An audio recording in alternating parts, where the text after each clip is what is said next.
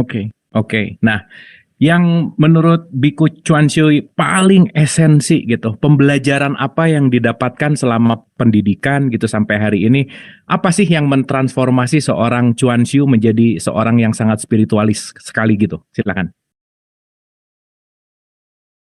Sebenarnya yang paling mendasar, bahkan sampai hari ini saya pun tidak tahu apa yang benar-benar yang saya dapatkan. Tapi dari sekian banyak, saya merasa bahwa saya punya banyak keluarga. Kalau dulu sebelum saya menjadi biksu, ya kan, potong rambut, keburukan saya masih merokok, minum, itu masih ada. Tapi begitu potong rambut, semuanya adalah langsung potong kompas. Bahkan makan yang bernyawa pun, daging dari apapun, saya udah membantu sekali. Tapi dari situ banyak hal yang sangat menarik ada bagi saya adalah satu bentuk cara berpikir yang luar biasa, yang tidak seperti itu. Kalau dulu keluarga adalah sosok ataupun manusia ataupun orang, insan yang ada hubungan darah dengan saya, itulah keluarga. Namun begitu saya mengenal ajaran ini, memotong rambut saya, mendapatkan guru yang luar biasa dengan pendidikan beliau, Biksu Matra Maitri, ya, salam hormat, semoga dimanapun beliau berada, sehat selalu. Berkat beliau saya bisa lahir. Saya punya dua kelahiran. Lahir dari rahim ayah seorang ibu, orang tua yang melahirkan saya. Tetapi guru spiritual saya, beliau juga yang melahirkan saya menjadi biksu. Maka yang paling mendasar bagi saya adalah apa? Cara berpikir yang benar-benar berubah. Ternyata apa? Banyak orang merenung, bersedih, kecewa, dendam, benci. Dia punya kesalahan dalam cara berpikir. Nah, kesejukan hati itu lebih mendasar kepada cara berpikir kita sebenarnya. Okay. Sesuatu yang di luar kita pikirkan menakutkan, kadangkala tidak lebih menakutkan daripada cara berpikir kita terhadap sesuatu yang menakutkan itu. Di situ. Oke. Nah, yang sekarang bisa kita ambil pelajaran adalah gimana tuh, Biku, cara membuat pikiran kita itu supaya tidak menakutkan tadi, supaya pikiran kita ini tidak kacau gitu. Apa yang harus kita lakukan kira-kira? Nah, apa yang harus kita lakukan? Biasa kalau orang lagi kacau ya, sekarang lagi booming yang namanya meditasi. Betul. Ini lagi booming sekali. Betul. Meditasi untuk kesehatan, bahkan meditasi bisa menghilangkan stres. Ini juga salah satu poin penting meditasi. Memang meditasi akan mengarahkan seseorang pada satu kedamaian, jiwa yang damai, jiwa yang sejuk, tetapi tidak hanya berhenti sampai di situ. Ketika seseorang mau melanjutkan terus dalam meditasi, dikembangkan, dia akan mendapatkan yang namanya prasna. Prasna adalah kebijaksanaan. Berarti apa? Dia tahu mana yang harus dia ambil keputusan, mana yang harus dia lakukan, dan mana yang tidak. Pada titik yang paling akhir nanti, dia akan menerima segala fenomena di dunia. Bahwa di dunia ada baik dan buruk, untung dan rugi, kaya dan miskin, hina, mulia. Dia tidak hanya memilih. Kalau selama ini orang menderita karena dia hanya ingin kaya, tidak mau miskin, dia ingin beruntung, menolak yang keterpurukan. Nasib buruk dia menolak. Kedudukan yang tinggi dia mau, tetapi pensiun dan di PHK dia menolak. Padahal ini kondisi duniawi. Dua ini harus diterima. Kenapa orang selalu mukanya tidak bisa tersenyum? Karena dia hanya menerima yang bagus. Dia menolak yang tidak bagus. Padahal dunia ini menyediakan keduanya. Nah, inilah kesejukan jiwa. Kita harus melampaui dari kedua hal ini. Baik dan buruk bukan sesuatu yang harus diterima ataupun ditolak. Sebuah perjalanan. Mungkin dari Jakarta, saya mau ke Bandung, ke tempatnya Bang Abu. Jalan yang rata belum tentu jalan yang bagus. Banyak orang kecelakaan karena jalannya yang bagus. Jalan yang berlubang, yang berliku, naik turun, belum tentu itu jalan yang buruk. Tetapi kita lebih bawa Jalan yang berliku, yang berlubang, yang lurus, yang halus, semuanya adalah kesempurnaan jalan yang membawa kita pada sampainya suatu tujuan. Jadi tidak ada jalan yang baik, tidak ada jalan yang buruk. Semua adalah kesatuan yang mengantarkan kita pada tercapainya satu tujuan. Kebijaksanaan ini yang nantinya bisa melihat segala fenomena dunia tanpa ada hati yang kacau. Karena kesempurnaan ini yang dilihat, bukan hanya mau yang enak, yang nggak enak kita tolak. Nah, penolakan ini yang membuat jiwa kita tuh menjadi bergejolak. Seperti itu. Berarti kalau orang sering bete, orang sering stres, depresi, dia terlalu banyak menolak sesuatu yang harusnya terjadi kali ya, Bigo ya? Kurang lebih begitu. Apapun bentuk penolakan itu akan mempengaruhi kesejukan, kedamaian jiwa kita. Jiwa itu, manusia dikatakan manusia kenapa? Mano berarti pikiran. Maka dikatakan manusia karena dia berpikir, beda dengan tumbuhan, beda dengan binatang. Nah, jiwa adalah jiwa sesuatu yang ada dalam diri kita. Manusia terdiri dari jiwa dan raga. Kalau setiap hari kita hanya sarapan, makan siang, makan malam, itu kita memupuk raga kita, tetapi jiwa kita rapuh. Kenapa? Tidak pernah dikasih nutrisi. Di situ. Ketika bicara jiwa, kita harus bicara pikiran, hati, dan perasaan. Oke. Nah, yang menarik adalah kalau tiap hari kita memberikan nutrisi jasad kita, apa yang harus kita lakukan untuk memberikan nutrisi jiwa kita, Bigo? Jiwa dan raga, dia tidak berbeda.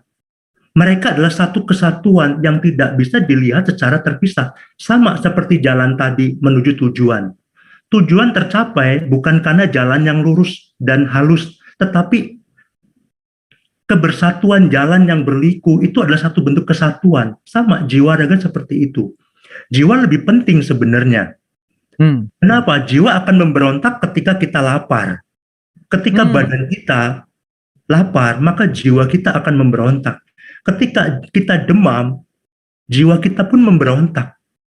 Ketika ibu jari terluka, seluruh badan ini pun menjadi tidak nyaman. Jiwa kita akan merontak. Jadi jiwa dan raga adalah satu kesatuan. Ketika bicara spiritual, maka di sini ada sesuatu. Sampai hari ini, saya sering sekali bahwa ilmu itu didapat dari manapun. Saya selalu bilang kepada para sahabat yang berjodoh dengan saya, belajarlah sampai Anda menyelami laut, silakan. Bahkan sampai naik gunung, silakan. Tetapi ketika dalam hal perilaku, duduklah, merenunglah, gunakan hati nuranimu, gunakan pikiran cerahmu ketika dalam bertindak. Seperti itu. Oke. Nah, kan sekarang tadi menarik tuh ketika Biku berbicara tentang karma gitu ya. Sekarang kita lagi dalam posisi pandemi gitu. Ada nggak sih kaitannya Biku antara karma sama si pandemi yang kita sedang lalui ini? Kira-kira gimana Biku? Tentu sangat terkait. Oke. Segala fenomena kehidupan kita tidak bisa mengatakan bahwa itu adalah kehendak Tuhan, nggak bisa. Kalau semuanya kehendak Tuhan, maka manusia akan menjadikan Tuhan sebagai benteng untuk tidak mau disalahkan. Ini yang harus menjadi pelajaran penting. Saya menganggap bahwa banyak orang yang salah tentang Tuhan, cara memandang tentang Tuhan. Segala sesuatu bersumber dari Tuhan. Apapun, kalau Tuhan berkehendak, maka dia akan terwujud. Contoh, kalau kita hanya mengandalkan kehendak Tuhan, semua terjadi atas izin Tuhan. Sehingga manusia yang berbuat buruk, dia mencuri barang milik orang lain, dan dia punya pandangan. Ketika dia berhasil mencuri, berarti Tuhan menghendaki saya mencuri. Saya tidak bisa disalahkan. Ini nggak bisa. Maka corona ini pasti ada keterkaitannya dengan manusia. Pasti ada. Dan corona sekarang ini, kalau kita mau teliti siapa yang menimbulkan corona, sama sekali tidak ada yang tahu. Kenapa? Karena kasusnya sudah begitu melebar, bukan hanya Indonesia. Sama seperti kita. Dari mana manusia berasal? Sebagian orang mengatakan semua dari Tuhan. Tetapi ketika orang itu merenung, benarkah bahwa saya itu dari Tuhan? Banyak orang yang bingung juga sebenarnya. Nah, sama dengan corona ini, kalau kita mau bertanya dari mana asalnya, kita juga sama bingung. Kita lupakanlah dari mana ini berasal. Yang paling penting kita tahu bahwa dengan kita ngobrol ya bersama, berkumpul, tidak pakai masker, itu akan membuat wabah ini menjadi selalu enjoy, tidak mau pergi dengan diri kita. Maka yang harus kita miliki adalah, yang harus kita perhatikan bahwa virus ini akan menyebar dengan mudah ketika kita berkumpul. Kalau dulu minum bisa joinan, maka dengan corona ini nggak bisa. Maka perilaku kita ini mendukung sekali dalam tercapainya satu solusi ya untuk corona bisa diatasi. Segala fenomena itu selalu ada kaitannya dengan manusia. Apapun itu, kita tidak boleh mengatakan semua yang terjadi adalah kehendak Tuhan. Kalau kita berpandangan begini, maka manusia akan bebas berbuat apapun. Dan dia tidak mau disalahkan. Kenapa? Karena Tuhan menghendaki. Nah, ini yang bahaya. Oke. Berbicara masalah ketuhanan, Biko, kita tahu bahwa ada seseorang yang religius, tetapi belum tentu memiliki kesadaran spiritual yang baik, gitu misalkan. Sehingga dia beragama, menjalankan ritual, tetapi spiritualnya ya tidak tumbuh gitu, karena dia memang hanya mengolahragakan, tetapi tidak mengolah rasa gitu. Nah, menurut Biko, posisi antara agama dan spiritual ini sebaiknya itu seperti apa sih, Biko? Silakan. Tentu ini akan sangat dalam. Saya lupa ya, beberapa hari lalu saya sempat bersama dengan sahabat semua di dalam Zoom ini ya. Waktu itu Kang Abu ada mengundang perdamaian atau apa ya? Perdamaian Harahap, Bang Dame. Ya. Dame, saya sangat menyimak hal itu dan saya luar biasa. Saya mengapresiasi beliau. Salam ya buat beliau. Inilah. Agama itu adalah sesuatu yang, kalau saya bilang ya, di dalam agama gampang sekali untuk mencari keuntungan. Untuk mencari keuntungan ya? Gampang sekali. Di dalam Buddhis, di dalam agama Buddha sendiri pun gampang sekali. Saya bisa menggunakan ayat yang Buddha berikan di dalam kitab suci untuk memperkaya saya. Bisa. Contohnya, Buddha mengatakan, seorang biksu adalah ladang paling subur untuk menanam kebajikan. Saya bisa menggunakan ayat ini, hei umat Buddha, kamu jangan melakukan kebajikan kepada orang lain selain biksu. Fakir miskin nggak perlu. Kenapa? Karena dia bukan biksu. Saya bisa menggunakan ini, tapi itu kan spiritual kita nggak tumbuh. Nah inilah, maka saya juga berharap menjadi umat, apapun Anda, ketika pemimpin Anda berbicara, dengarkan. Tapi ketika di dalam perilaku, itu yang tadi yang saya katakan, gunakan hati nurani, nyalakan lentera kebijaksanaan di dalam dirimu. Ketika kita berbuat, apakah perilaku kita membawa manfaat untuk orang banyak atau hanya untuk golongan saya dan keluarga ataupun golongan? Agama bagi saya adalah agama memiliki, maka dikatakan seperti pedang lah ya. Agama semua tidak ada yang baik dan tidak ada yang buruk. Dalam arti karena dia diam. Kitab suci dia tidak bisa berbuat apa-apa. Tetapi orang yang mempelajari kitab suci, dia akan bisa menjadi baik atau buruk kembali kepada pribadinya. Kalau dia belajar kitab suci untuk spiritual, di mana kehadirannya harus menjadi berkat, maka orang ini adalah berkat buat dirinya dan orang banyak. Tetapi kalau pikirannya kena virus, dia bisa menggunakan ayat, jadi satu bentuk kejahatan yang dibungkus dengan kebaikan. Ini hati-hati. Sekarang virus hadir, ini adalah sesuatu yang buruk, tetapi dia membungkus kebaikan. Maksudnya apa? Di dalam pandemi yang berat ini, kita dibungkus dengan sesuatu yang memang mengerikan. Kapan berakhir tidak tahu. Tapi dari pandemi ini, bayangkan, berapa hati yang penuh dengan kekeluargaan, hati yang penuh kasih, itu hadir di dalam hidup kita. Maka di dunia ini, tidak semua yang baik adalah baik. Kadang baik hanyalah cover. Dan sesuatu yang buruk belum tentu buruk. Kadang keburukan itu juga cover daripada yang baik. Seperti itu. Oke. Nah, jalan menembus titik spiritual tuh dimulai dari mana sih, Biku? Langkah pertama kan kalau ya balik lagi ya. Saya kenapa beragama Islam karena diturunkan orang tua saya ya Islam gitu. Udah aja KTP Islam udah gitu. Tetapi ketika saya beragama Islam dan saya hanya tahu agama Islam dan saya tidak menyelami, ya balik lagi saya hanya berlabelkan Islam. Nah, pun ada perjalanan yang dilakukan untuk masuk ke dalam titik spiritualitas. Nah, dari sudut pandang Biku nih sebagai biksu gitu ya, kira-kira starting point seseorang untuk masuk ke dalam titik spiritual tuh dimulainya dari mana tuh baiknya? Silakan. Tentu banyak hal yang bisa membawa kita pada spiritual, pada kesejukan jiwa. Bagi saya, agama adalah satu alat yang mengantarkan kita kepada bentuk kebebasan. Bebas diri ini di sini bukan berarti kita bebas semau kita melakukan sesuatu, bukan.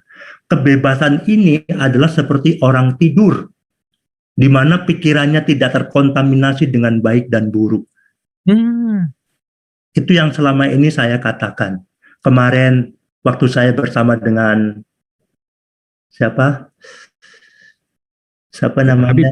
Ya, Habib. Ya. Nah, saya juga mengatakan hal itu. Banyak manusia yang terkontaminasi, dia menjadi sombong, menjadi merasa aman ketika kebaikan dilakukan. Ketika keburukan dilakukan, dia akan merasa murung. Tetapi ketika kita tidur, dua hal ini tidak tahu kemana. Yang ada hanyalah kebebasan. Nah, itulah spiritual harus mendapatkan suasana manusia tidur, di mana tidak ada baik dan buruk yang membuat semuanya menjadi terbelenggu. Jadi spiritual itu muncul dari mana? Tentu cara pikir yang benar, pandangan yang benar itu yang menjadi dasar. Terus ada hati nurani. Terus bagaimana kita berpikir ya? Seperti saya contohnya. Saya adalah manusia yang berbeda dengan yang dulu. Kalau dulu saya, maaf ya, saya akan bicara tentang diri saya ya. Dulu apapun saya makan. Dulu apapun saya makan. Ikan, daging saya makan. Tapi begitu saya menerima peraturan dari seorang guru jadi biksu, saya berhenti melakukan itu. Menjadi hanya pemakan sayur. Nah, itu adalah satu bentuk kemampuan berpikir. Kalau seseorang berpikir, pikirannya mampu diarahkan bahwa setiap kehidupan, dia menghargai kehidupannya. Nah, di sini akan membuat diri kita menjadi lebih penuh berbelas kasih.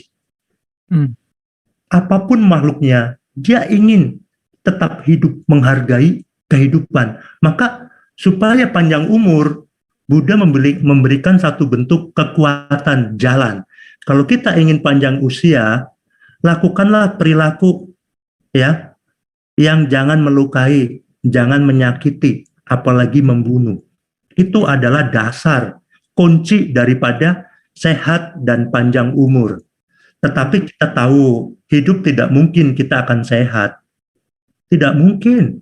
Olahraga seperti apapun, kita akan sakit.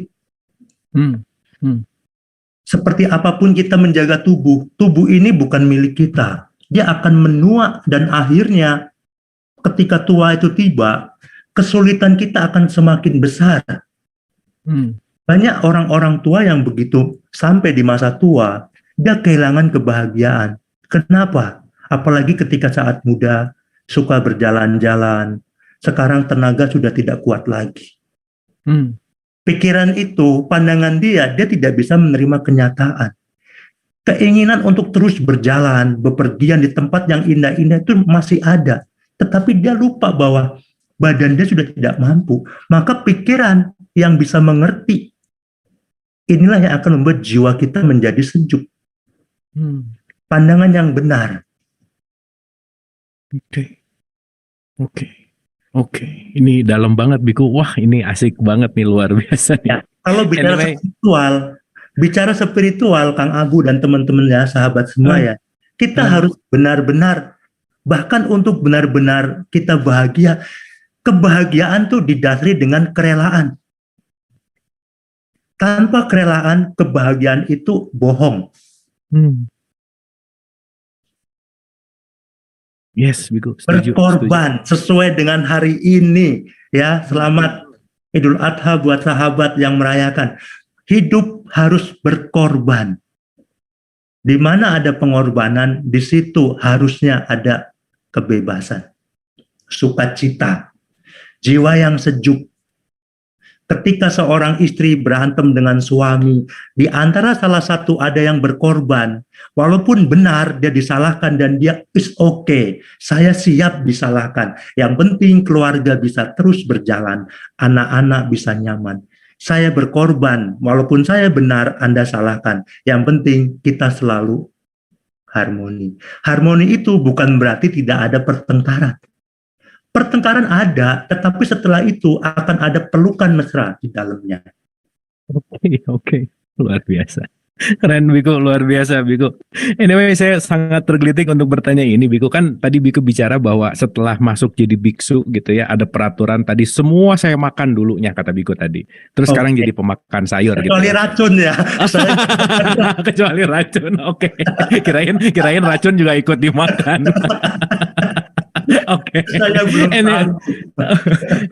Anyway gini, Biku. Perubahan apa sih yang dirasakan sama Biku ketika melakukan perubahan-perubahan yang sekarang makan cuman hanya sayur, dan saya dengar-dengar kalau biksu tuh makan sehari sekali katanya gitu ya. Terus gitu ya, ada pokoknya semua peraturannya itu sangat ketat sekali dari segi ragawi gitu. Apa yang biksu rasakan before and afternya gitu? Silakan. Ya, di sini saya nggak ngerti ya seperti apa. Saya merasa bahwa sejak saya seperti ini, saya punya pandangan ketika seseorang telah mengangkat Buddha sebagai guru, hendaknya dia bukan lagi bicara masalah golongan, tapi kita bicara masalah kehidupan. Bagaimana hidup itu harus dijalani yang membawa manfaat, bukan bicara golongan. Maka itulah berkah bagi saya. Kalau dulu keluarga adalah sosok yang ada hubungan darah yang mengalir, sekarang itu sudah tidak berlaku dalam diri saya. Bagi saya keluarga adalah siapa saja yang bisa membuat kita ada rasa aman dan nyaman, itulah keluarga. Oke. Perubahan sebelum dan sesudah, ayo. Saya sudah hampir 14 atau 15 tahun ya menjalani seperti ini. Tapi bukan berarti saya sosok yang tidak pernah bersedih. Saya punya masalah. Jangan anggap kalian lihat saya itu nggak ada masalah. Semua orang punya masalah. Cuman dia bisa nggak menjalani masalah itu dengan sejuk. Contoh. Berarti masih suka bete juga, Biku? Masih suka? Saya masih normal. Saya masih normal. Jadi gini, Bang Abu ya, seperti perjalanan Jakarta Bandung. Saya pernah Jakarta Bandung 6 jam loh macet. Waktu itu belum ada tol. Nah, macet itu kan sesuatu yang tidak bisa kita, ayo kamu jangan macet terus mobil semuanya minggir, kan enggak kan? Ada orang yang menghadapi macet dengan ngomel, setan banyak di jalanan. Di situ orang pada marah, itu setan marah pada nongol itu. Nah, cara kita menghadapi macet itu yang berbeda. Ada yang macet dia ngomel-ngomel, klakson tot. Tapi ada yang macet ya udah, saya hanya bisa putar musik, ya kan, yang damai. Mungkin waktu yang cocok untuk telepon keluarga, sahabat. Aduh, saya lagi kemacetan nih. Waktu yang cocok untuk berkomunikasi. Kalau enggak, setel musik. Nah, inilah ada orang yang tidak bisa memanajemen emosi dia. Marah ya marah, ada apa? Ada yang bisa dibanding banting. Nggak ada yang dibanting, ada tembok, main pukul, bak, dia pikir temboknya akan jebol, nggak taunya tangannya yang berdarah. Oke, oke, Banyak hal. oke. Mungkin ini hari pertama, saya juga merasa terberkati ya, terhormat lah. Kalau selama ini pandemi, kalau tidak ada pandemi, saya yakin hal ini tidak akan terjadi. Setuju, Biko. Bener, bener banget. Saya punya prinsip, Kang Abu, segala sesuatu yang telah menimpa saya, itu adalah jodoh saya. Apakah itu baik, apakah itu buruk? Saya jarang sekali mengatakan itu baik dan buruk. Semua adalah proses yang membawa saya pada saat ini. Maka mungkin di antara kita ya yang dulu gagal dalam bercinta, yang pernah menikah, segala bentuk pernikahan terjadi 90% lah saya percaya pasti dia karena cocok. Dia selalu bilang, wah kamu jodoh saya. Tapi 3 bulan berlalu, dia berpisah. Bagaimana pertanggungjawaban yang pertama bahwa kamu jodoh saya, sekarang malah berpisah. Iya benar. Sebelum nikah ngomong kayaknya kita jodoh deh. Iya. Habis nikah ngomong kayaknya kita nggak jodoh deh. Itu bagaimana? Nah yang lucu lagi, begitu dia berpisah, dia bercerai, dia menanam bibit kebencian. Ini sayang sekali. Yes. Sayang sekali. Banyak ya, orang menyimpan benci, dendam. Dia punya cara bagaimana menghancurkan orang itu. Padahal ketika dia menyimpan benci, dendam, membangun cara menghancurkan orang itu, sebelum orang itu hancur dengan cara dia udah hancur duluan dari saat dia berpikir seperti itu. Oke. Wah, luar biasa, Biko. Anyway, 15 tahun jadi biksu nih ceritanya. Kurang yang lebih udah berjalan ya, kurang lebih. Dari 2007. 2007. Hal paling berat apa, Biku, dari menjadi biksu ini yang menurut Biku dialami? Maksudnya, ya kan ada perubahan tuh ya, ada perubahan yang dari asalnya bebas ngapa-ngapain, terus sekarang jadi biksu pasti ada aturan-aturan. Hal yang paling berat menurut Biku apa? Ya, yang paling berat bagi saya berat badan. Oh gitu ya, berat badannya. Karena dulu ya, kalau saya melihat foto masa lalu saya benar-benar kurus. Begitu menjadi jauh, wah berat badannya meningkat. Oh, berarti teorinya tidak terbukti kalau makan sayur membuat badan jadi kecil juga, enggak juga ya ternyata ya. Oke. Saya tidak setuju. Memang ada orang yang begitu. Orang yang makan sayur dan dia tidak gemuk, dia boleh mengatakan bahwa makan sayur nggak bikin gemuk. Susah gemuknya, ya silakan. Bagi dia itu benar. Bagi saya itu salah. Oke. Selain berat badan, apalagi yang paling berat, Biku? Silakan. Oke. Aduh, ini luar biasa nih. Sebenarnya gini ya, banyak saya pribadi ya, banyak wah jadi biksu jangan-jangan gagal dalam bercinta atau tidak laku, ada yang bilang begitu. Tapi bagi saya, ya kita sama beratnya lah. Kalau seorang biksu, dia tidak boleh menikah. Berat nggak? Tentu berat. Tapi juga ada seorang biksu yang dia nggak berat dalam hal itu ya. Semua orang beda-beda. Jadi beratnya kita sama-sama punya masalah. Kalau seorang biksu tidak boleh menikah, kalian juga seorang istri berat juga loh untuk tidak menikah 2 kali. Sama beratnya. Saya tidak boleh 1, Anda juga tidak boleh 2. Maaf ya, mungkin ada dalam ajaran agama yang boleh. Tetapi kadang kan kita nggak bisa, kita mau tambah lagi kan harus konsultasi ke istri. Sama beratnya sebenarnya. Maka itu yang saya katakan, setiap dari kita punya masalah. Tapi bagaimana masalah itu membuat kita menjadi lebih berkualitas tentunya. Keren, Biku. Wah, ini mantap banget deh, mantap banget. Oke, ini sebentar lagi kita akan berdiskusi sama teman-teman karena pertanyaan udah mulai banyak. Teman-teman yang di Zoom, yang di YouTube atau yang di Instagram Live, silakan kalau ada yang mau mengapresiasi, mau bertanya, mau memberikan komentar terhadap apa yang tadi kita diskusikan. Mumpung ada Biksu Chuan Xiu di sini nih, yuk kita bisa sama-sama dialog. Boleh lewat raise hand juga kalau di Zoom, dipersilahkan ya. Oke, saya terbuka ya. Saya terbuka. Kita open discuss gitu. Oke, sebelum kita ke pertanyaan teman-teman, mungkin ini dari saya terakhir sebelum kita bridge ke pertanyaan. Biku, sebetulnya apa sih ajaran esensi yang disampaikan Sang Buddha itu, ajarannya itu apa sih? Boleh diceritain nggak, Biku? Ajarannya, Iya, esensi dari Buddha punya ajaran adalah ketiadaan. Dalam arti ketiadaan ini bukan berarti tidak ada. Justru sesuatu yang ada itu adalah wujud dari ketiadaan. sesuatu yang ada adalah wujud dari ketiadaan. Nah, Ya, ya, boleh sedikit dijelasin. Ini agak pusing, Biku. Silakan. mungkin ini agak berat. Oke, Ya, yang oke. selama ini terdengar ya, yang Hmm, sering umum adalah jangan berbuat jahat, hmm, tambahlah kebajikan, hmm, sucikan hati dan pikiran, itulah ajaran para Buddha. Jangan berbuat jahat. Nah, ini juga menarik. hmm.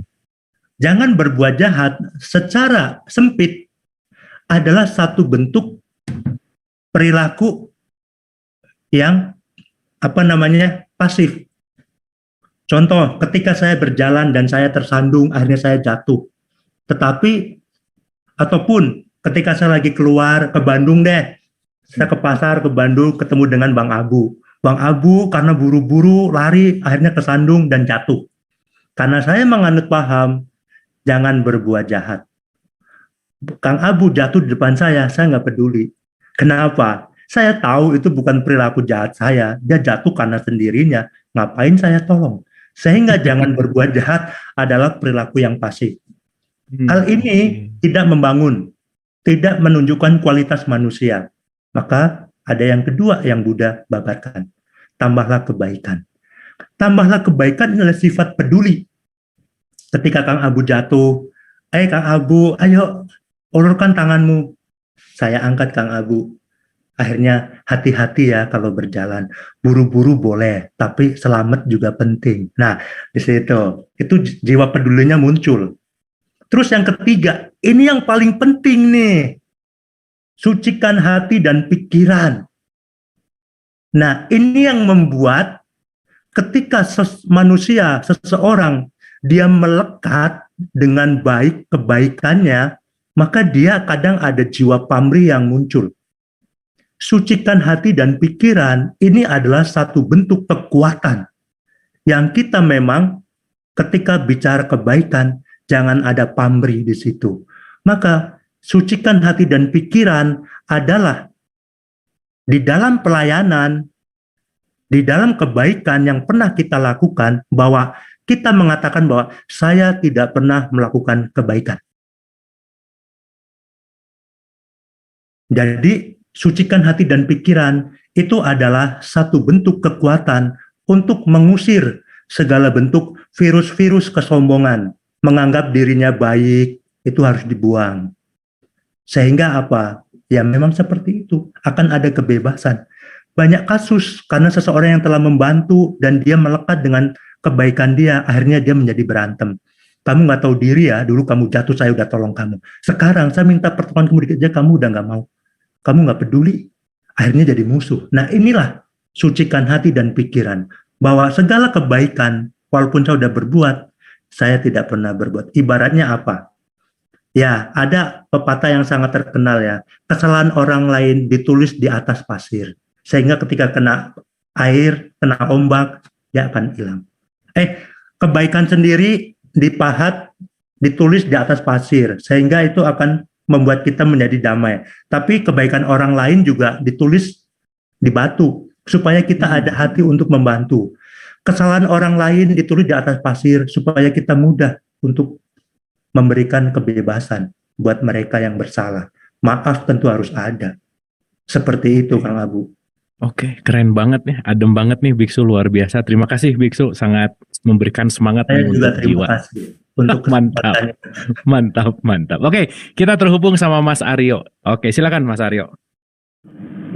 Saya bertanya singkat saja. Jadi pada intinya kalau saya dengar nih ya, ini kan sebenarnya kepada melepaskan keterikatan kan, entah apapun bentuk keterikatan itu, entah itu misalkan ekonomi, problem keluarga, atau ritual, atau busana, atau budaya. Nah, masalahnya terutama di kondisi yang sekarang ini ya, kan banyak hal-hal yang membuat kita jadi semakin berat untuk melepas keterikatan gitu. Jadi apakah ada tips and tricksnya gitu kira-kira terutama di zaman PPKM ini dan segala halnya. Itu saja pesan saya. Terima kasih. Oke, terima kasih. Ini pertanyaan aplikasi ya. Gimana caranya per saat ini di dalam kondisi ini untuk mempraktikkan melepaskan kemelekatan atau kebencian apapun itu hal-hal yang buruk. Silakan, Biksu. Oke, terima kasih sahabat Aryo Sukardan ya. Ya, betul. Oke, dimanapun Anda berada, doa saya semoga Anda sehat walaupun dalam kondisi yang sama-sama kita rasakan. Nah, satu hal yang harus saya katakan lebih dahulu. Pelepasan ini bukan berarti tidak peduli. Karena pelepasan ini dasarnya adalah kepedulian. Melepas itu bukan satu tindakan yang tidak mau tahu, bukan. Di dalam kondisi pandemi ini, pelepasan harus diadakan. Maksudnya apa? Bukan berarti kita nggak peduli dengan segala aturan, bukan. Tetap, pandemi ini kita harus tahu mana yang bagian kita, yang bukan bagian kita lepaskan. Maksudnya apa? Pakai masker ketika keluar rumah, pulang ke rumah, cuci tangan, buka baju, ganti baju, mandi, ganti baju dengan bersih. Itu adalah kepedulian kita. Melepasnya di sini seperti apa, Suhu? Melepasnya adalah terkait nanti kita akan sakit atau tidak, terjangkit corona atau tidak, itu kita harus melepaskan itu. Karena itu bukan kekuatan kita, bukan di tangan kita. Jadi lakukan sesuatu yang menjadi bagian kita, itu adalah kepedulian kita. Dengan lingkungan yang dilanda pandemi, kita harus peduli. Perilaku kita harus menunjukkan bahwa perilaku kita adalah menunjukkan langkah menuju pada perubahan yang baik di kondisi pandemi ini. Tentunya berharap semuanya bisa hidup secara normal lagi. Nah, pelepasan ini adalah terlepas dari perilaku saya yang saya anggap sudah memenuhi peraturan pemerintah. Masalah nanti hasilnya bagaimana, itu bukan urusan kita. Tapi memang sulit, karena kita hidup bukan sendiri. Kita udah baik, di luar sana tidak baik, ini pun berpengaruh. Ini yang saya katakan bahwa kehidupan kita, manusia ini makhluk sosial. Jadi maksudnya apa? Keberadaan kita itu mempengaruhi orang banyak. Dan keberadaan dan tingkah laku orang banyak juga mempengaruhi kita. Seperti itu. Jadi melepas di sini, ayolah. Kita bersama menjalankan protokol kesehatan. Tetapi perkara COVID ini akan hilang atau tidak, kita sakit atau enggak, itu harus dilepaskan. Kalau tidak, Anda mengurung diri di rumah pun tidak ada kesejukan di dalam diri. Kenapa? Karena ketakutan. Esensinya adalah apa? Pada endingnya kita akan mati. Bagi saya pribadi, COVID ini adalah pencerahan besar, di mana manusia sadar bahwa dia dekat sekali dengan kematian. Nah, maka apa? Selama sehat, sebelum kita mati, gunakan waktu ini dengan baik. Pastikan perilaku kita ini, membuang waktu yang kita gunakan ini, perilaku kita ini harus penuh manfaat untuk diri sendiri, keluarga, ketika keluar rumah, berarti lingkungan, masyarakat, negara, dan semesta. Ini yang paling penting. Maka pelepasan itu bukan sikap yang tidak mau tahu. Pelepasan adalah kepedulian dasarnya. Seperti itu. Semoga menjawab. Keren. Mantap, Biku. Mantap. Itu keren banget tuh. COVID-19 adalah pencerahan besar mengingatkan kita betapa dekat dengan kematian. Yes. Wah, itu dalam banget. Thank you, Biku. Keren banget. Oke, ini pertanyaan dari Ibu Dewi Cita. Pertanyaannya gini, Biku. Apakah agama yang difahami sekarang ini juga agama yang dianut oleh turun-menurun? Atau memilih menjadi biksu saat pilihan sendiri? Gimana tuh, Biku? Oke. Nah, memang saya harus mengakui, mayoritas kita beragama karena dari keturunan. Contohnya, yang waktu itu dikatakan oleh Habib Hussein Nadar mungkin juga ada benarnya. Ketika dalam Muslim, bayi baru lahir, ya kan dibisikin, ya kan. Kalau dari gereja ada apa lagi? Kalau dari Buddhis katanya nonton Kerasakti, ya seperti itu. emang emang aneh-aneh aja sih kalau Habib Hussein tuh aneh lah. Tapi bagaimanapun juga, beliau yang menjadi alat terhubungnya saya dengan Bang Abu. That's it, that's it. Terima Kalau nggak ada kasih. beliau, kita nggak bisa ketemu ya. Terima kasih Habib Hussein. Ya mudah-mudahan lagi nonton juga nih. Nah, mungkin dia juga lagi ketawa-ketawa ya. Sih, Iya, iya kayaknya. hanya menerka. Seenggaknya nggak ketawa juga kupingnya panas kita omongin ya, kita gosipin. Oke, boleh dilanjut. Silakan gini ya. Zu. Ya, ini saya mungkin karena saya backgroundnya seperti ini, sebenarnya saya juga bingung. Di Indonesia, setiap dari kita harus memeluk agama. Walaupun kita dengar Coki Pardede ya, dia juga salah satu yang tidak percaya dengan Tuhan, apalah ya, itu urusan dia lah. Tapi yang menjadi esensi sebenarnya, kenapa sih agama itu penting? Saya sering ditanya, apakah suhu percaya dengan adanya Tuhan? Ini satu hal yang mendasar. Tapi bagi saya, bukan percaya atau tidaknya. Perubahan mendasar apa ketika Anda percaya dengan Tuhan? Oke. Kalau hanya bicara sekedar saya percaya bahwa Tuhan itu ada. Setelah itu udah. Untuk apa? Oke. Tetapi perilaku apa, kontribusi apa yang terjadi dalam diri kita ketika kita telah mengenal atau kita mengaku bahwa Tuhan itu ada. Setelah kita mengakui itu ada, untuk apa itu? Ini yang menjadi dasar penting. Kalau hanya ada, udah itu selesai. Terus yang membuat kita yakin bahwa dia itu percaya kalau dia ada. Bukti apa? Maka saya selalu mengatakan bahwa ketika kita bicara Tuhan, saya lebih suka membawa sapu ya, bicara Tuhan 4 jam. Kita 4 jam bawa sapu, nyapu lantai 1, lantai 2, lantai 3. 4 jam lantai semua bersih dari debu. Bicara Tuhan 4 jam, itu hanya bicara pikiran kita sendiri. Keren. Agama, kalau saya, memang orang tua kewihara. Tapi saya benar-benar mengerti tentang Buddhism. Bagi saya Buddhism adalah agama sakarepmu. Gimana tuh sakarepmu tuh gimana? Karena maksudnya adalah apa? Semua itu akan kembali kepada diri kita. Oke. Ya. Maka Buddhis dikenal dengan hukum karma. Hukum karma adalah hanya satu hukum di dalam ajaran yang hanya mengatur tentang surga dan neraka, yang mengatur perilaku. Tapi ada hukum lain yang lebih banyak, yang membuat kita cerah dan bisa menjadi selalu sejuk. Contoh, hukum ketidakkekalan, bahwa segala sesuatu adalah berubah. Karena segala sesuatu berubah, kita yang dulunya terpisah dan tidak saling kenal, karena adanya perubahan, dengan segala kondisi, kita bisa bersatu di dalam Zoom ini.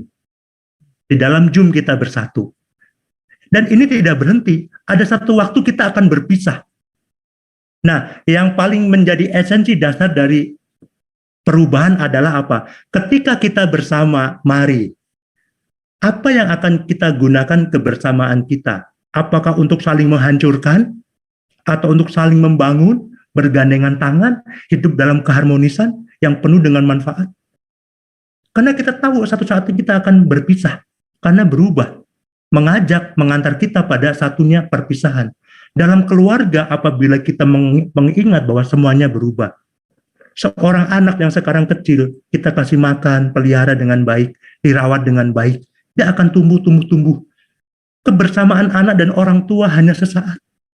Setelah dia 20 tahun, semuanya akan berpisah. Maka sebelum perpisahan ini tiba, nah ini penting. Kebersamaan kita jangan sampai meninggalkan sesuatu yang buruk. Maka saya berpesan, apabila hari ini masih ada sakit hati di antara sahabat, marilah, mumpung waktunya masih ada, masih bisa ditelepon, ya, buru-buru mengucapkan atas segala kesalahan. Tolong buka pintu maaf buat saya. Saya ingin damai, terbebas dari rasa benci. Sebelum dia pergi ataupun kita yang pergi, semua hanya akan menjadi memori. Kita akan dikenang atau kita akan mengenang. Kalau kita dikenang, nah dikenang yang seperti apa? Kalau kita mengenang seseorang, nah kenangan ini baik atau buruk. Kalau kenangan ini buruk, pasti ada rasa penyesalan. Minta maaf sudah tidak bisa lagi, dalam arti tidak bisa bertemu, tidak bisa bersuara. Maka hari ini perubahan terus berjalan. Kematian sedang mengintai kita. Maka gunakanlah waktu dengan sebaik-baiknya. Ya, untuk agama, memang orang tua saya ke wihara beragama Buddha, tetapi saya benar-benar mendapatkan satu pencerahan besar ketika saya ada di dalam komunitas yang sekarang menjadi biksu. Seperti itu. Oke, terima kasih, Biku. ya. Terima kasih, Biku. Keren, luar biasa. Terima kasih. Ibu Anca, silahkan. Selamat malam, Biku. Selamat malam, Ibu Anca. Malam, Bu Anca. Yang ingin saya mungkin sharing ya, dengan adanya COVID ini di media sosial terutama banyak sekali cacian, makian, saling menyalahkan. Kadang itu ada yang benar, ada yang tidak. Nah, kenapa di saat hal-hal seperti itu yang kita ini membutuhkan keteduhan, para pemangku agama kenapa tidak bersatu dan terus-menerus mengedukasi masyarakat supaya kita ini ayo bareng-bareng kita sehat, ayo bareng-bareng kita ini bersatu, jangan saling menyalahkan, saling menyalahkan. Mungkin itu ya, Biku. Terima kasih.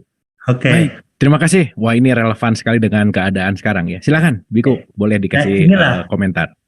Saya belajar banyak tentang manusia. Saya menganggap bahwa manusia itu makhluk benar-benar makhluk sosial lah yang sering terdengar. Karena apa?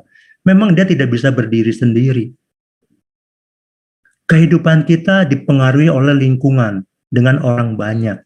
Maka ada sesuatu yang membuat saya menjadi penting bahwa kalian adalah saya adalah kalian. Aku adalah kamu, kamu adalah aku. Tapi ada satu waktu, aku adalah aku, kamu adalah kamu. Maka dalam kondisi pandemi ini, saya selalu menghibur diri saya. Saya hanya bisa memberikan nasihat. Tetapi perilaku saya tidak bisa membuat orang lain itu tunduk kepada saya. Dan saya memaksa, itu nggak akan pernah bisa. Maka kepada Ibu Ancanawati, ya, segala berita hoax yang kita dengar, kita hanya bisa miris, elus dada. Tapi yang paling penting, semoga berita hoax itu bukan kita. Kalau itu orang lain, ya kita memang nggak bisa bendung, karena dia bukan saya. Yang bisa kita lakukan adalah apa? Menjadi pribadi yang benar-benar turut serta membantu dalam terselesaikannya pandemi ini. Maka dari dulu, sekarang, dan akan datang, baik buruk itu akan selalu ada. Pertengkaran akan selalu ada. Sekalipun, maaf ngomong, kalau ini Indonesia menjadi homogen ya, dalam arti semuanya jadi satu, itu pun akan ada masalah. Karena masalah bukan timbul dari perbedaan. Saya sekali lagi mengatakan, masalah bukan timbul dari perbedaan. Masalah timbul bukan dari perbedaan dalam arti, oh saya Jawa, oh Anda Sunda, oh saya Buddhis, kamu Muslim, kamu Katolik. Bukan ini yang membuat masalah. Masalah tuh ada, kenapa? Karena ada hati yang rakus. Hati yang sakit hati, yang penuh dengan dendam, yang ingin menang, tidak mau kalah. Ini yang membuat kita menjadi berantem hebat. Karena perbedaan daripada itu tadi, kepentingan yang berbeda. Sama-sama agama Buddha menikah. Kenapa ada perceraian? Berarti agama Buddha, sama-sama agama Buddha menikah, itu bukan jaminan hidup yang harmonis. Nggak ada. Perbedaan itu bukan sumber dari permasalahan, dalam arti perbedaan kelompok gitu ya. Bukan. Tetapi pikiran ini yang membuat kita menjadi kacau sebenarnya. Maka Indonesia, kalau kita bicara sejarah, ya kan, dulu perang kita bisa bersatu. Kondisi yang sulit membuat kita menjadi bersaudara. Agama akan menjadi parah apabila jatuh di tangan-tangan orang yang tidak bertanggung jawab. Agama bisa mempersatukan, agama bisa memecah belah. Ketika negara ini bersatu, maka negara ini adalah pelindung bagi bertempurnya para agama, para suku yang berbeda. Suku yang berbeda bersatu dalam agama. Agama yang berbeda bersatu dalam satu negara. Nah, inilah pentingnya. Ya, jadi kepada Ibu Ancanawati, inilah kondisi kita saat ini. Kita tidak bisa membendung orang lain, kamu jangan begitu. Kita hanya bisa nasihat. Negara mungkin bisa memaksa karena ada peraturan. Ya, tetapi sebagaimana hebat, rakyat lebih hebat. Maka kesadaran juga, kesadaran kita, mari. Di sana yang belum bisa nggak apa-apa. Mari kita benahi diri kita. Anda punya suami, Anda punya anak, bimbing mereka dengan baik. Anda punya tetangga, itulah, ayo. Siapa yang berjodoh dengan nasihat kita dan dia mau, ayo kita lakukan. Yang tidak mau nanti biar urusannya hukum, biar negara yang mengurus. Yang penting, mari menjadi pribadi yang memang mendukung untuk terbebasnya kita dari belenggu COVID-19. Setuju? Mantap, Biku. Keren. Wah, asik nih.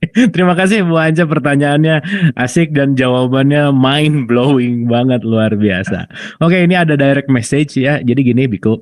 Selamat malam Kang Abu dan Biku, selamat malam. Izin bertanya, bagaimana pendapat Biku mengenai boomingnya meditasi dan mindful akhir-akhir ini, terutama meditasi yang tenar memiliki tujuan tertentu seperti stres, kecemasan, law of attraction, hingga kekayaan. Dan saya ingin tahu meditasi menurut umat Buddha itu sebagai apa? Apakah ibadah yang dilakukan setiap hari atau bagaimana? Terima kasih. Silakan. Wah, saya dulu pertama kali bertemu Habib Hussein itu di podcast dan saya ditanya, kenapa agama Buddha tidak berdakwah? Nah, dalam hati saya, di sini saya mulai berdakwah. Oke. Tapi jangan takut. Saya pribadi bukan orang yang mau memiliki banyak umat, tidak. Saya adalah pribadi yang ingin memiliki banyak sahabat yang punya hati yang sejuk. Asik, asik Biku, keren. Jangan takut. Okay. Saya mendukung kemanapun Anda belajar, Anda mau kemanapun silahkan. Tapi saya memberikan nasihat, hati-hati dalam bertindak. Kejahatan kalau di dalam pikiran itu belum jadi masalah besar. Masalah besar ketika pikiran jahat, ketika kita mati dengan pikiran yang jahat, itu yang bahaya bagi diri sendiri. Tapi dalam kondisi kemanusiaan, pikiran yang jahat akan bermasalah ketika telah menyentuh jasmani kita. Ya, jadi meditasi. Nah, ini penting sekali. Nah, ini makanan batin. Dalam Buddhisme, meditasi menjadi dasar. Kenapa? Karena memang di dalam histori ya, sejarah, Sang Buddha mencapai pencerahan adalah meditasi.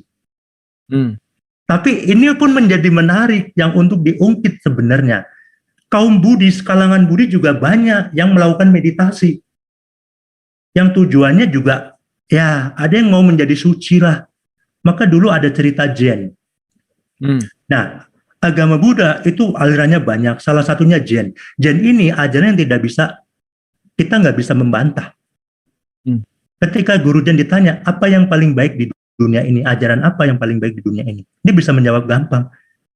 Apa yang paling baik sih di dunia ini? Ya ketika kamu lapar ya kamu makan. Itu yang paling baik. Ketika kamu ngantuk, kamu tidur. Tetapi bukan berarti, wah saya tidur terus, berarti saya telah menganut Zen. Bukan itu yang dimaksud. Meditasi itu menjadi penting. Saya berharap semua orang tuh bisa meditasi. Kalau selama ini meditasi dianggap adalah produk Buddhisme, ya kan memang karena Buddhisme ada Buddha sendiri mencapai pencerahan adalah meditasi. Tapi meditasi adalah cara sekian banyak, mungkin ending. Sebelum meditasi, nah ini yang paling penting. Contohnya gini, sebagai logika. Banyak orang suka dengan orang sukses. Semua orang suka sukses, tetapi dia tidak tahu bagaimana orang itu bisa sukses. Dia taunya wah sukses ya kamu, wah Apa kamu sukses? Mau. Caranya begini. Nah, dia nggak mau. Meditasi dasarnya adalah apa? Dalam kalangan Buddhis, meditasi ada dua. Meditasi metabawana, samatha bawana. Samatha bawana adalah meditasi untuk ketenangan batin. Contoh, apa yang membuat kita dirundung oleh kesedihan? Ketika kita dirundung kesedihan karena dendam, benci, maka meditasinya adalah apa? Di dalam kediaman perenungan ini, hati yang mendalam, kita fokus kepada siapa yang kita benci. Atau ada orang yang membenci kita, kita pun bisa mentransfer energi kekuatan batin kita, duduk merenung dengan mengatakan, semoga siapa yang membenci kita atau yang kita benci, semoga si A yang selama ini menjadi beban dalam hidup saya, kebencian selalu ada dalam diri saya. Hari ini saya sadar bahwa kebencian dalam diri saya karena dia membuat saya menjadi jiwa saya bergejolak. Maka hari ini saya sadar rasa benci ini sangat menyiksa saya. Hari ini saya akan melepaskan ini. Saya berdoa semoga dia selalu sehat. Semoga dia selamat. Kehidupannya terberkati dengan segala kelancaran apalah. Nah, itu cinta kasih. Maka meditasi ada objeknya. Ada yang meditasi memang dia sesuatu, dia ingin mendapat sesuatu yang gaib misalnya, mendapat kekuatan. Memang benar. Sang Buddha sendiri memiliki 6 kekuatan yang hebat. Beliau bisa merubah diri dari satu menjadi banyak, dari banyak menjadi satu, bisa terbang, bisa masuk ke dalam bumi, kekuatan apapun beliau punya. Tetapi di antara kesaktian ini, hanya satu yang beliau puja. Kekuatan yang paling hebat, kesaktian yang paling hebat adalah apa? Dia yang bisa menaklukkan dirinya sendiri. Maka segala kemampuan itu sebenarnya datang secara alami. Tapi sekarang berapa banyak orang meditasi ingin sakti. Begitu selesai meditasi, dia sakit. Bukan sakti, malah sakit. Malah sakit. Nah, maka ada meditasi untuk menenangkan batin kita. Tapi ada meditasi yang tadi saya bilang untuk membuka mata kebijaksanaan kita. Ketika untuk membuka mata kebijaksanaan kita, nah disitulah bahwa kita akan menemukan bahwa isi adalah kosong. Sesuatu yang terwujud adalah bentuk dari yang tidak terwujud. Maka akan ada namanya bahwa aku tidak ada. Maka Buddhis yang saya katakan ajaran sekarangmu ya begini, tergantung kita. Yang penting perilaku kita harus benar-benar ada dasar. Jangan menyakiti. Yang penting itu. Meditasi untuk kesehatan bisa. Untuk penyembuhan sekarang kan banyak sekali orang yang sembuh dengan meditasi. Tapi yang menjadi penting bukan berarti orang yang semua sakit meditasi sembuh. Enggak. Semua ada jodohnya. Enggak ada dokter yang hebat. Dokter yang hebat itu dokter yang mengobati pasien yang sembuh. Pasien sembuh akan mengatakan dokter ini hebat. Tapi bukan berarti dokter ini hebat ketika semua orang sakit ke dokter ini pasti sembuh. Enggak, sembuh itu jodoh kita. Nah ini yang kita nggak boleh lupa, jodoh ini penting sekali. Ada tetangga menanam buah, tiap pagi disiramin, sama kita menanam buah tiap pagi disiramin, tanaman kita mati, tetangga kenapa bisa berbuah lebat? Nah jodoh itu, orang bilang itu berkat dari Tuhan. Kalau bahasa saya adalah, memang orang itu jodoh. Maka ada jodoh. Nah ketika orang mengerti jodoh ini, saya yakin dia akan lebih sejuk.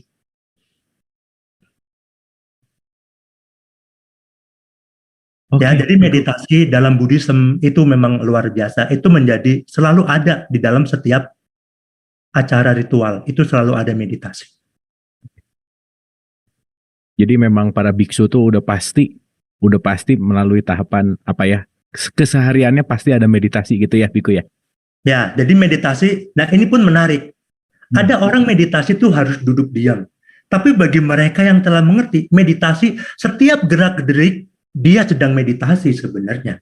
Nah, inilah yang saya katakan dalam Buddhisme itu seperti itu. Tidak ada yang permanen.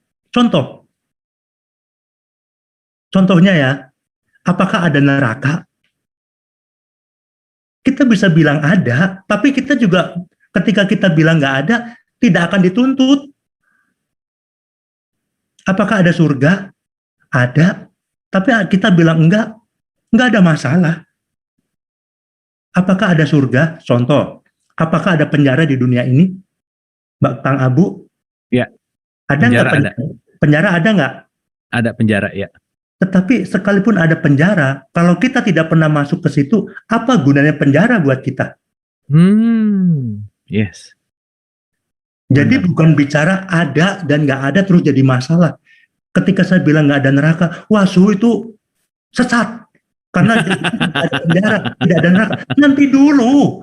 Jadi Anda belajar di kelas berapa? Kalau Anda masih SD, jangan mencoba untuk belajar tentang perkuliahan. Kita nyampe. Oke. Keren. Keren, Biko. Keren. Wah, bayangkan. Ketika saya sering mendengar tentang penistaan agama, tetapi agama Buddha sendiri mengatakan, apabila dharma ajaran saya ini yang hanyalah sebuah alat perahu, kalau Anda ingin bebas, buang, lepaskan, nggak perlu lagi. Nah, ini ada tahapannya. Semua orang harus berbuat baik, tapi lepaskanlah kebaikanmu. Terus ada yang bilang, kenapa kalau ujungnya kita harus lepasin, kenapa harus berbuat baik? Atau ujungnya kita harus lepasin? Sekarang saya tanya, kalau Anda lapar, Anda makan nggak? Makan. Kalau nanti lapar lagi, kenapa Anda makan? Nah, habis makan juga dibuang juga ya besoknya ya. Bener. Ini yang menarik. Oke. Wah, ini saya rasa kayak teman-teman semua kayaknya sangat setuju kalau Biku nih nanti datang lagi ke Dialog Positif, kita bahas tentang meditasi khusus gitu. Setuju nggak teman-teman? Supaya lebih dalam gitu ya. Terima kasih Biku. Ini kita ada Ibu Dini Cokro. Silakan Bu Dini, mangga. Terima kasih banyak Biksu Chuanshu. Aduh, saya sampai terpesona, terpana dan kagum ya, karena benar-benar mantap banget ya. Masuk banget ya. Saya pengen tahu ya karena selama ini saya ikut kegiatannya Kang Abu ini sudah hampir 1 tahun kali ya. Terus memang banyak sekali yang saya dapati dari apa yang saya mengikuti ini, terus terang banyak sekali manfaatnya buat saya ya. Dan saya tuh banyak keinginan untuk melakukan introspeksi dan ingin memperbaiki, kan kita semua juga pasti banyak kesalahannya. Nah, saya ingin tahu nih Biksu ya, ketika 15 tahun yang lalu kan Biksu menjadi Biksu ya, sebelumnya kan biasa aja ya, biasa. Apa sih yang membuat Biksu ingin jadi Biksu, dan kedua bagaimana caranya Biksu bisa melepaskan ini semua, melepaskan dan merubah diri sehingga bisa seperti ini? Apa sih yang dilakukan? Apakah dengan meditasi? Apakah dengan self talk, bicara dengan sendiri? Karena saya sendiri nggak tahu salah nggak tahu benar nih Biksu ya. Saya kadang merasa aduh kenapa ya saya masih begini, masih ngitung-ngitung misalnya ya. Ngitung-ngitung saya bantu orang nih, saya dibalas nggak nih? Ngitung-ngitung itu kan sebetulnya kita nggak melepaskan ya sebetulnya ya. Terus saya ingat kuatnya itu kalau saya melakukan segala sesuatu di kamar mandi. Itu tempat saya yang paling kuat, atau meditasi apa ya namanya. Tapi saya bilang, aduh iya ya, saya ini harus self-talk, jangan, ini harus saya kendalikan, nggak boleh itu menjadi sesuatu yang menjadi bagian yang menghantui saya atau merusak diri saya sendiri. Itu kuatnya, saya juga nggak tahu kenapa di kamar mandi, lagi apapun di kamar mandi itu kuat, gitu. Itu gimana kira-kira? Bisa pengen belajar dari Biksu untuk tahu pengalaman Biksu untuk bisa menjadi seperti ini yang dulunya masih menjadi orang biasa. Apa sih pengalamannya? Terima kasih loh Biksu. Oke, terima kasih Bu Dini, terima kasih. Silakan Biksu. Terima kasih. Jadi tentu ya semua orang pada dasarnya saya sama seperti Anda. Mungkin Anda melihat saya sekarang adalah sosok yang wah luar biasa. Silakan, tetapi saya katakan perjalanan saya belum selesai. Saat ini mungkin Anda bergembira dengan saya. Setelah ini mungkin ada kabar buruk buat saya. Mungkin saya melakukan sesuatu yang buruk. Kok bisa ya? Waktu lagi sharing bareng kita kayaknya bagus. Kenapa sih biksu itu bisa berbuat begitu?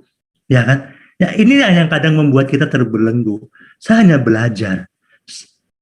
Memang benar, apa yang saya dapatkan itu adalah tidak mudah. Tentu harus ada sakit hati. Dari masa lalu kita belajar.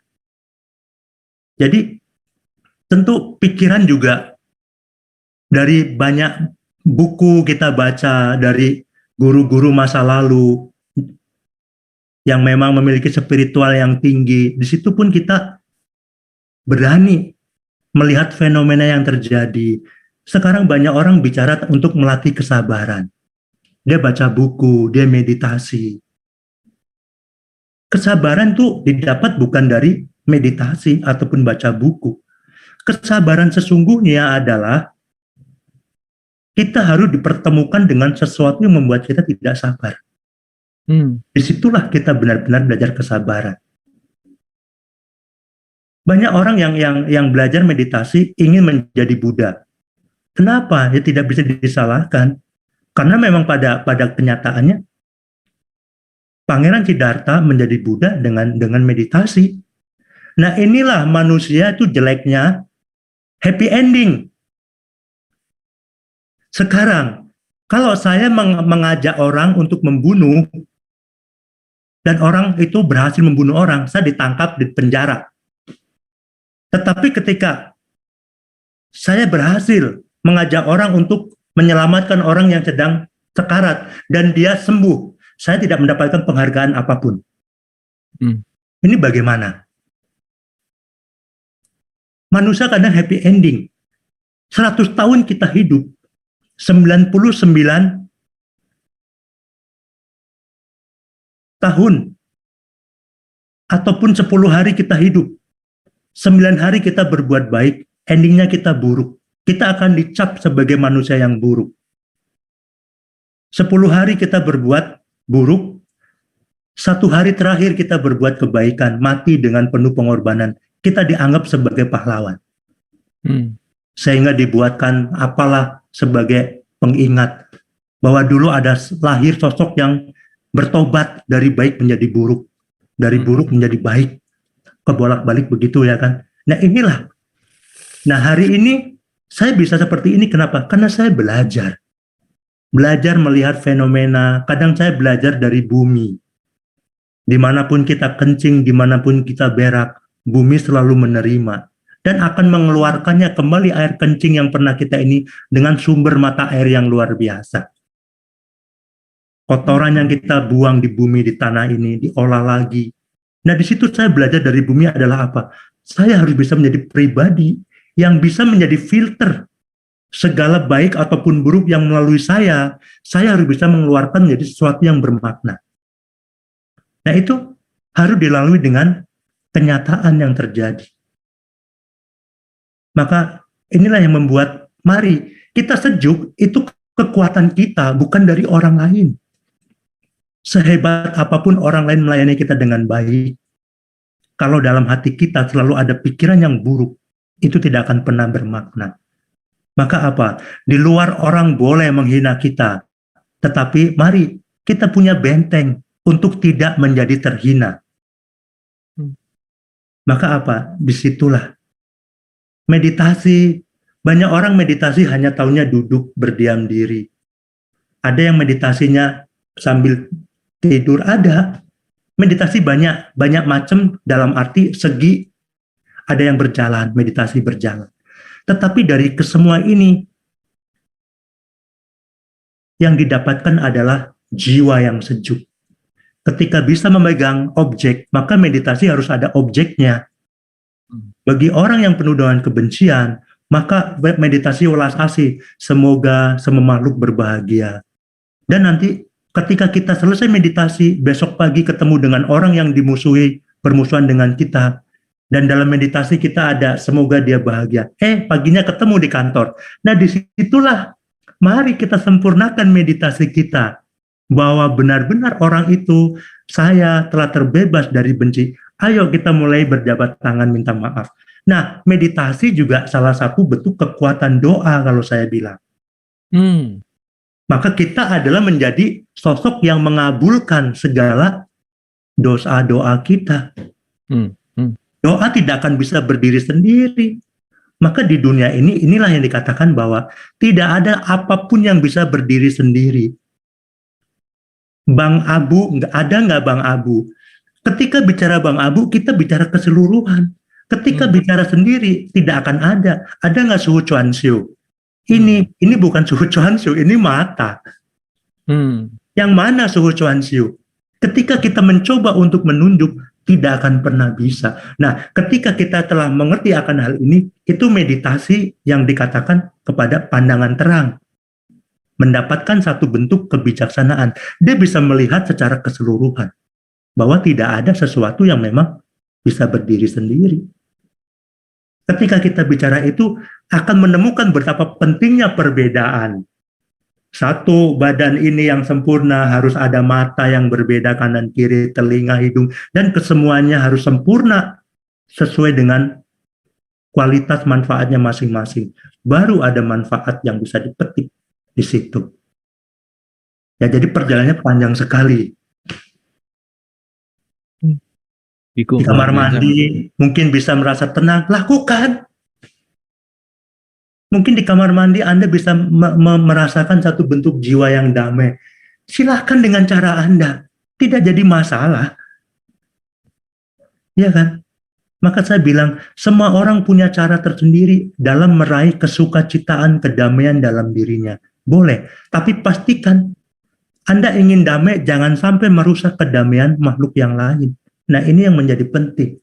Jangan karena saya tidak makan daging, terus saya ke restoran yang semuanya ada daging, saya mencaci maki, kamu jangan masak begini, kan saya nggak makan itu. Nggak bisa. Jangan karena kita ingin baik, lantas semua orang yang tidak sejalur dengan kita anggap dia jelek. Nggak bisa begitu. Kita melatih diri adalah pribadi kita. Orang lain punya cara hidup sendiri. Kalau nggak dibenturkan, hari ini semua umat muslim, potong kambing, potong sapi. Tapi ada umat Hindu yang tidak menghargai sapi. Ini bisa berantem kalau kita benturkan. Jadi itulah yang harus kita berpikirlah. Maka belajar agama itu bagus. Tetapi agama juga gampang sekali sebagai alat untuk beradu. Kenapa? Ya seperti itulah fenomena yang kita lihat. Maka menjadi umat yang punya pemikiran yang cemerlang. Nyalakan pelita kebijaksanaan. Pastikan yang kita perbuat tidak menimbulkan satu masalah yang besar. Seperti itu saya rasa. Mantap, Biku. Boleh teman-teman Ibu dan Bapak kita tepuk tangan dulu untuk Biku Chuanxiu yang super mind blowing ya, di kehadiran perdana ini bikin jelek pokoknya. Dan ini pertanyaan masih banyak, tapi statement-statement Biku mungkin juga relate dan menjawab gitu, mudah-mudahan, karena waktu kita sudah jam 20 pas nih, 21.00. Dan ini sudah di penghujung acara. So, Biku, mohon final statement untuk episode 299. Silakan. Oke. Ya, mari kita menjadi pribadi yang bisa mengenali kondisi lingkungan di mana kita hidup. Kita nggak boleh hanya karena sesuatu yang kita anggap baik, lantas kita membenturkan diri dengan sekelompok orang yang banyak yang memang mempengaruhi kehidupan kita. Kehidupan kita adalah saling terhubung. Jadi mari segala bentuk perilaku ya harus dipikirkan dengan baik. Terus saya yakin semua orang punya harapan di masa depan yang bagus. Jangan pernah mengatakan bahwa masa lalu yang kelam adalah halangan untuk masa depan yang cerah. Tidak. Banyak manusia yang karena dulunya kelam, sekarang dia membawa obor yang luar biasa. Semua kembali dari bagaimana cara kita berpikir. Ya, jangan terbelenggu oleh masa lalu. Juga jangan terbelenggu oleh dengan masa depan. Masa lalu dan masa depan, masa lalu membawa kita pada hari ini. Perilaku hari ini membawa kita di hari esok. Keindahan yang akan datang itu adalah hasil dari keindahan hari ini. Maka pesan saya, mari gunakan waktu yang masih ada untuk segala sesuatu yang memang membawa pada tercapainya suatu tujuan yang mulia. Doa saya, semoga kita senantiasa dapat menjadi makanan bagi yang kelaparan, dapat senantiasa menjadi air kesejukan, pelepas dahaga bagi yang kehausan, senantiasa dapat menjadi dokter, obat yang mujarab, serta perawat yang baik bagi mereka yang sakit. Semoga dimanapun kita berada, dapat menjadi berkat, sukacita, dan keselamatan untuk semua makhluk. Terima kasih ya untuk Kang Abu dan seluruh sahabat. Sehat selalu ya. Mari kita menjadi pribadi yang memang punya antivirus. Yang di sana seperti apa itu kita punya kekuatan untuk membentengi diri. Yang paling penting diri kita, keluarga, mari kita dari situ kita belajar untuk memerangi virus-virus ini ya, supaya semua menjadi damai. Demikian dari saya, semoga bermanfaat ya. Salam damai untuk sahabat semuanya. Terima kasih Kang Abu. Terima kasih Biku. Sekali lagi teman-teman Ibu dan Bapak boleh tepuk tangan untuk Biku Chuanshu yang udah deh ini speechless ya. Udah luar biasa Biku malam hari ini, superb, luar biasa. Dengan final statement tadi berakhir juga acara kita malam hari ini, teman-teman Ibu dan Bapak.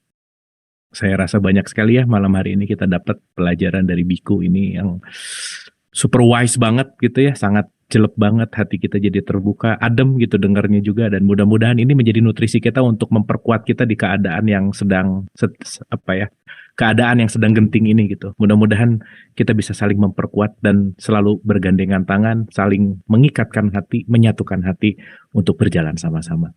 Terima kasih atas 299 episode kebersamaan ini. Nggak kerasa, besok episode ke-300 insya Allah. Mudah-mudahan senantiasa bermanfaat. Sampai ketemu besok di episode 300. Besok kita mulai jam 7. Agak awal sedikit karena besok ada banyak pembicaranya. Jadi mudah